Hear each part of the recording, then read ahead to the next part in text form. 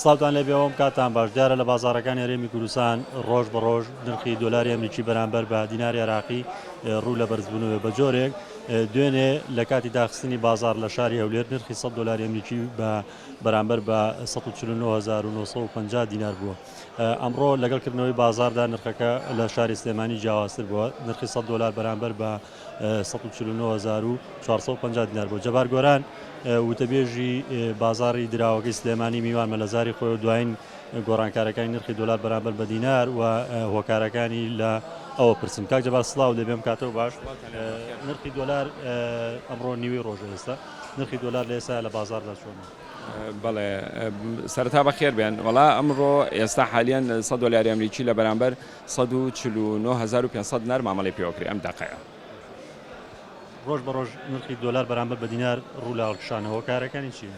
وڵای توانین بڵێن چەند فاکتەرێکی سەرچیە کەوای کردووە بەهای دلاری ئەمریکی لە بەرامبەر دینارە بەرز بێتەوە. بە پلەی یەکەم هۆکارە سەرچیەکە بانکی مرکزیە بە بەراو لەگەڵ 20 ڕۆژی ڕابردووە خستنەڕووی دلاری بۆ نیوە دابەزانوە.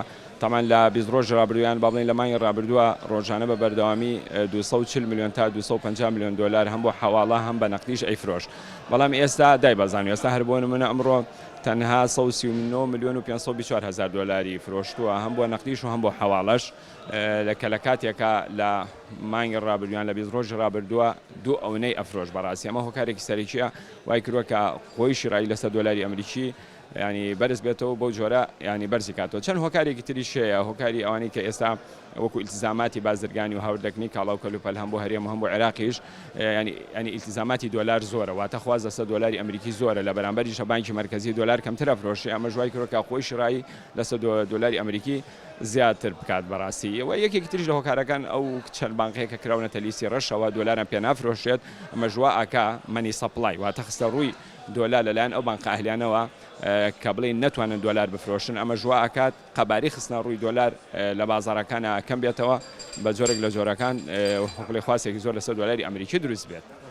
بینەوە لەوەی کە 2 ساڵە بانکی ناوەندی بڕاری داکە گۆڕانکاری لە بەرامبەر نرخی دلار بەرامبەر بە دینار بکە. ئێستا لەم کاتەیە کە نرخی باهای دلار بەرزە بۆ هاوڵاتیان چی پێنجی کاریگەریەکێ بەرزبوون نرخی دلار بەرامبەر بە دینار؟ واللهی بێگومان ئەم بەرزبوونەوەی دلار کاریگەریی زۆر نێگەتیڤی لەسەر ینی ژیانی هاوڵاتیان و لەسەر گرانبوونی کاڵاو کەلوپەل ئاسی گشتی نرخەکان نیسبەی هەڵاوسان ینی بەگشتی تەسیراتێکی سیویل لەسەر هەموو کایەکان هەیە بەڕاستی لەسەر دۆخی بازاری بۆرسەش ینی بەگشتی تەسیراتی هەبێت چونکە تەمویلی هەموو بازارەکان لەلایەن بانکی مرکزیەوە کرێ بانکی مرکزیش بە 146 هزار دلار ئەفرۆشێت هەر مەنتیق و لۆژیک نییە لە بازارەکانە نزیکەی 150 هزار بێ نزیکەی 3000 تا 4000 دیناری فەرق بێ.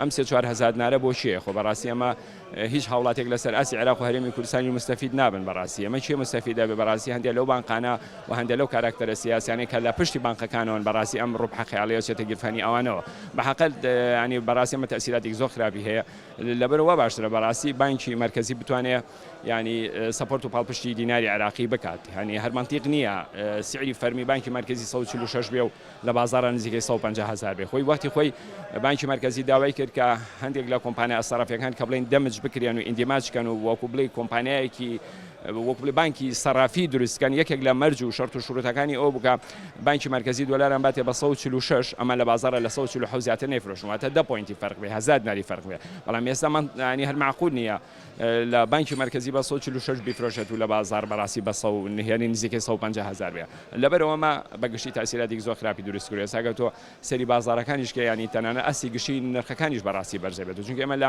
زانستی ئابووری شتێکمان هەیە کە نرخەکان بەرزەبنەوە زۆر بە خێرایی بەرزەبنەوە بەڵام کە کاتێک دابەزێ بە تەدریجی دابەزێ کە کاتێک بەهای دلاری ئەمریکی لە بەرامبەر دینارە بەرزە بێتەوە ڕاستەوخۆ لە بازارە تەسیری لەسەر گرانبوونی کاڵاو و کەلوپەل دروستەکە بەحەقە. لەبەر ئەوە بەڕاستی ینی ئەگەر ئەم دۆخەوە بەردەوام بێت بانکی مرکزی نتوانێت سەپۆرت و پاڵپشتی دیناری عێراقی بکات و خستنە ڕووی دلار زیاتر نەکات من پێمە بێ دلار زیاتریش بەرزە بێتەوە. بەڵام ئومێد دەکەم تا ئەستێک زیاتری بکات چونکە هەر بۆ بەیانی وەکو فیوچەر کۆنتراکت دلاری فرۆشتووە 143 میلیۆن و 176 هزار دلاری فرۆشتووە لە کاتێک ئەمڕۆ تەنها 139 میلیۆن دلاری فرۆشتووە بەڕاستی پێرێ بۆ دوێنێ ببورن 124 میلیۆنی فرۆشتەوە. پێم وایە ئەنی خستنە ڕووی ینی سیاسەتی خستنە ڕووی لەلایەن بانکی مرکزیەوە تا ئاستێک زیاتری کردبێ ینی بۆ نمونە هەر ئەمڕۆ بەیانی نزیکەی 5 میلیۆن دلارێکی زیاتر فرۆشتووە. ئەگەر وایە بێ بە تەدریجی زیای بکە پێم وایە ئینشاڵڵا دلار تا ئاستێک لە بەرامبەر دینارە پاشە کشێ بکاتەوە.